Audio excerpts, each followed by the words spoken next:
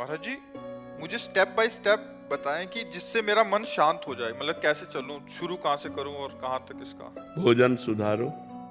सबसे पहले भोजन सुधारो, अल्पाहार करो। नींद सुधारो। नींद सुधारने का मतलब 5 घंटे या 6 घंटे जो टाइम रखो वो रात्रि में होना चाहिए और ब्रह्म मुहूर्त में उठना चाहिए। अगर स्टेप बाय स्टेप चलना चाहती हो तो पहले भोजन सुधारो। आपका भोजन सात्विक होना चाहिए, पवित्र होना चाहिए और धर्म के द्वारा कमाए हुए धन से होना चाहिए। दूसरा, आप अपनी नींद सुधारो। नींद में 6 घंटे सोने को होने चाहिए। 10 बजे से लेकर 4 बजे तक कितना समय हुआ है? हाँ, 4 बजे ठीक ब्रह्म मुहूर्त में उठ जाओ। अगर आपको ठीक चलना है, भजन करना है, तो ये 7, 8, 8 बजे तक जो 9, 9 बजे तक सोते हैं, ये स्टेप बाय स्टेप भजन कर पाएंगे।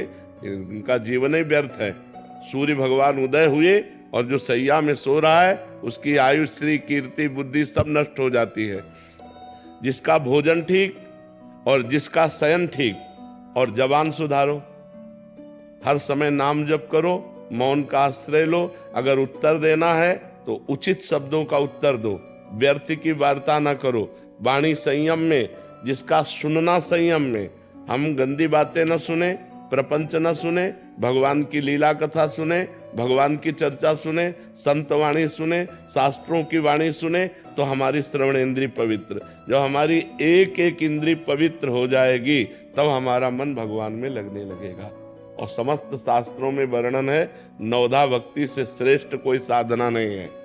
जो श्रवणम, कीर्तनम, स्मरणम, विष्णुपाद सेवनम, अर्चनम, वंदनम, दास्य, सख्य, आत्मसमर्पणम, इससे बढ़कर के कोई श्रेष्ठ भक्ति नहीं है। 9 प्रकार की भक्ति ही प्रेम लक्षणा भक्ति प्रदान करती है। पर हम पहले अपने आचरण सुधारें, हर इंद्री को पवित्र करें। अब जो व्यभिचार करते हैं, गंदी आदतें, गंदे आचरणों में, और वो सोचे कि हम भक्ति, तो भक्ति का नाटक कर लें, भक्ति नहीं हो सकती। भक्ति होती है पवित्र इंद्रियों के द्वारा। अब जो गंदी बातें देखेंगे मोबाइल में, गंदे आचरण करेंगे, गंदा भोजन पाएंगे, होटलों का भोजन पाएंगे, मनमानी जागे, मनमानी सोए, मनमानी आचरण करें, और अध्यात्म नहीं हो सकता। वो मनमानी आचरण उनको नरक दुर्गति की तरफ ले जाएगा, भगवान की प्राप्ति की तरफ नहीं ले जाएगा।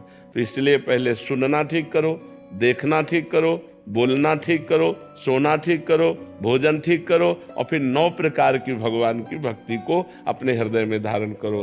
भगवान का ही श्रवण, भगवान का ही कीर्तन, भगवान का ही स्मरण, भगवान का ही पूजन। भगवान ही हमारे मित्र हैं, भगवान ही हमारे स्वामी हैं। भगवान को आत्मसमर्पण, अर्चन, वंदन, इसी से भगवत प्रेम प्राप्त हो जाता है।